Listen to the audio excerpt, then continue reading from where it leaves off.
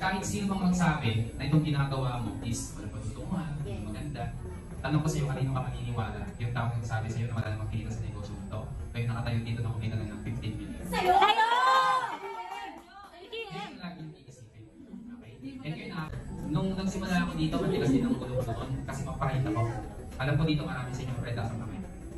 Ay, hindi mami. Kasi dati, malaki naman yung sweldo ko sa Singapore.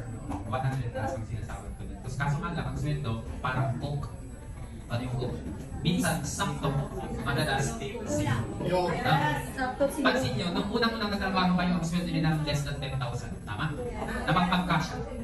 Kung nag-times 10 ang sweldo mo, naging 70,000, napapag-cash. Ganun pa rin. No? Bakit? Kasi employee mindset ka na.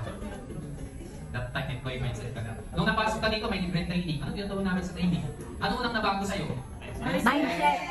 Diba? Iisip unang nabago sa'yo. So itong negosyo natin, hindi lang to pera-pera. Utak-utak din. No? Sino dito may utak? Sino dito walang utak? So, may nababago talaga sa inyo. Ngayon, yung pagpunta nyo dito, kahit kung hindi nasayang yan, nag-level up kayo talaga. Sabi nga ni boss kanina, consistency. Lahat ng kumita ngayon, hindi naman kami magaling. Lahat ng kumita ng million-million, hindi naman magaling. Ano meron sa amin? Stay consistency. Dire-diretso lang. Lahat na magsisimula kang paligid. Huwag kang titigil. Ano patutunguhan mo? Sino yung post kanina? Pag hindi ka tumigil ang patutunguhan mo, million-million na kayo. Okay? So paglabas nyo ng pintuan na to, marami kayong marinig sa paligid nyo, lalong-lalo na yung mga bago. Palakpan natin pag ang mga bago. Okay? At lalong-lalo na mga diamond, palakpan natin. Diamond. Okay, ito yung mga diamond na mga 31 level. Ang dami, no? Daming diamond. Diamond, tayo lahat ng diamond. Okay, pagmasdan nyo yung mga diamond, pagmasdan nyo. Umiki na! Kung kaya nila, Kaya namin, GM. okay. Ngayon, kukuha ko ng isang diamond. Pipila ko ng isang diamond. Pipila ko. Ito yung pinaka-favorite ko. Ito, si GLC. Tika. Sa totoo lang, ilan talaga account mo sa JC? 31 lang ba? 72. Ano ang trabaho mo noong nakita mo itong negosyo ito? Katulong saan? Singapore. Magkang sweldo? That time, mga 28,000 to 30 ganun lang. Sa mga may calculator, i-times nyo nga 17, 88 times 74. 17, 88 times 74. 72 pala. 17, 88 times 72. Wait lang, ako naman. Mabilis. Lahat kasi nakabigil. Magkano sweldo mo kanina?